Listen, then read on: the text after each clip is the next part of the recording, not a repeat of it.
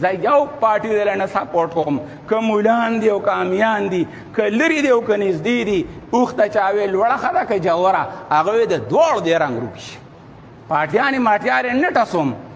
یو ممبر صاحب ته وزیر صاحب ته مې وی مې په دې اسمبلی کې دغلته پاسه او دا قرآن باره کې اعلان وکړه، قرارداد پیش کا چې دا د الله کتاب په دې ملک کې چاپ کیږي، دا اخباري کمزور کاغذ دی، خراب کاغذ د دې دپاره لګوي او هغه بیا شلیږي او بیا زه یې په دې بیکوي ته وغورځوئ، کله وي وسوځوئ، کله وي مقبره کې ښخ کړئ. کمزور او خراب کاغذ دا قرارداد په اسمبلی کې کاکا ته پیش کا چې په پاکستان کې به چې د ټولو نه بهترین کم کاغذ دی د رب العالمین کتاب به په حق کې کاغذ باندې چاپ کوو. ټیک نه ده دا خبره؟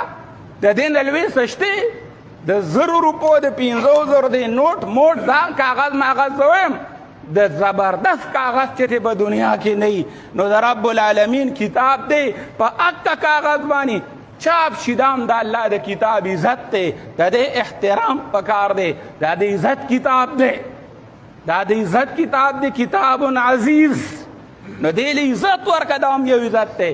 نو هغه ماته وی دا چل دی دا چل. مې کاکا هلته کې خلک یو بل له پیغورونه ورکوي، هلته خلک په یو بل بلیمونه الزامونه لګوي، هلته خلک د یو بل غلاګانې یادوي، هلته خلک یو بل پسې کورسۍ اوچتوي، هلته خلک کنزل کوي. نو چې ته پکې دا خبره وکړې نو تا سره به هېڅوک مخالفت نه کوي.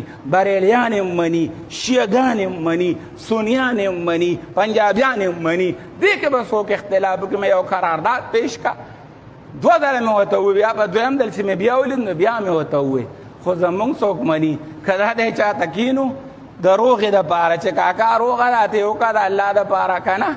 قسم په خدای دی که څوک زمونږ په خوله باندې جل جلاله هم وایي چې کومه روغه وکړه ناکامیابی اوري سارله.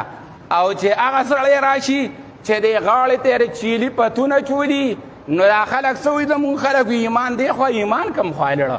بیا هغه کلاشنکوف ته یې ګوته نیولي داسې او یاره د ده خبره به کته نه غورځی، د ده خبره به دې چې څه وایي دا ټیک ته.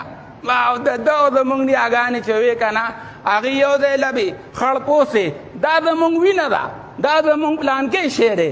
نو یقین وکړه ما ته اسمان کې خبرې کوي او هغه ته بیا په ځمکه ګرځي وي تا سره اختیار دی.